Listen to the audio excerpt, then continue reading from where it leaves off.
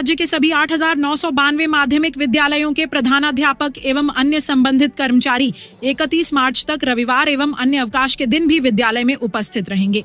इससे संबंधित निर्देश शिक्षा विभाग के सचिव अजय यादव द्वारा सोमवार को राज्य के सभी जिलों के जिला शिक्षा पदाधिकारियों को दिए गए हैं। दरअसल इन विद्यालयों में FTTH ब्रॉडबैंड कनेक्टिविटी BSNL के माध्यम से दी जानी है। इसके लिए सभी विद्यालयों के प्रधानाध्यापकों को अवकाश के दिन भी विद्यालय खुला रखने का निर्देश दिया गया है। यह व्यवस्था 31 मार्च तक के लिए है।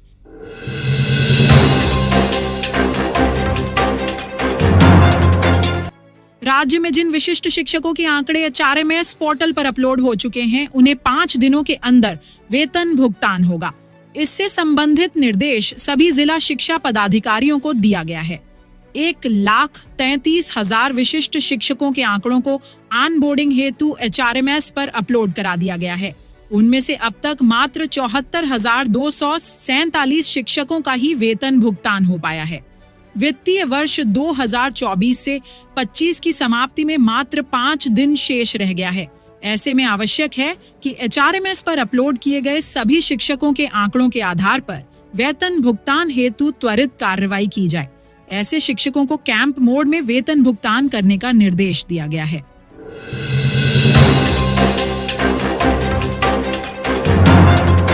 बिहार सरकार के शिक्षा मंत्री सुनील कुमार ने सभी सफल छात्रों को बधाई देते हुए कहा कि बिहार बोर्ड लगातार अपने परीक्षा परिणामों में सुधार कर रहा है। इस बार के टॉपर्स को विशेष सम्मान दिया जाएगा और बोर्ड की ओर से पुरस्कार वितरण समारोह भी आयोजित किया जाएगा। उन्होंने कहा कि सभी स्कूलों में स्मार्ट क्लास बनाए जाएंगे। हमारा प्रयास है कि हर छात्र को गुणवत्तापूर्ण शिक्षा मिले और वे राष्ट्रीय स्तर पर बिहार का नाम रोशन करें। बेटियों का परिणाम बेटों की तुलना में बेहतर हुआ। यह सरकार की योजनाओं का लाभ मिलने का परिणाम है। उन्होंने कहा कि सरकार लगातार शिक्षा में सुधार के लिए प्रयासरत है।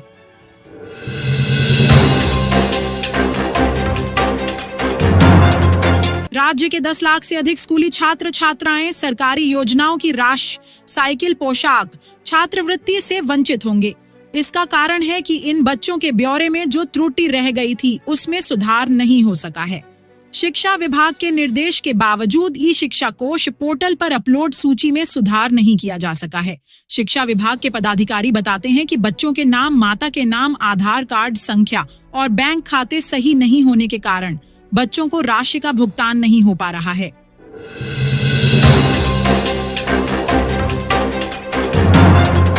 बिहार विद्यालय परीक्षा समिति ने मंगलवार को इंटरमीडिएट बोर्ड परीक्षा 2025 का परिणाम जारी कर दिया। इसमें 86.5% विद्यार्थी उत्तीर्ण हुए हैं।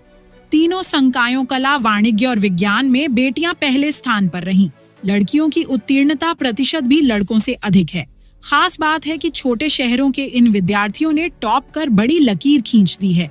टॉप 5 में कुल 28 विद्यार्थियों ने जगह बनाई। इनमें 18 बेटियां और 10 लड़के हैं।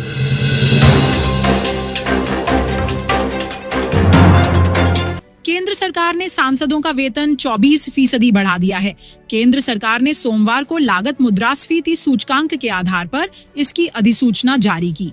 सांसदों को बढ़ा हुआ वेतन 1 अप्रैल 2023 से मिलेगा। संसदीय कार्य मंत्रालय द्वारा जारी अधिसूचना के अनुसार सांसदों को प्रतिमाह 1,24,000 रुपए का वेतन मिलेगा। इससे पहले वेतन 1 लाख रुपए प्रतिमाह था। इसी तरह दैनिक भत्ते को 2,000 रुपए से बढ़ाकर 2,500 रुपए कर दिया है।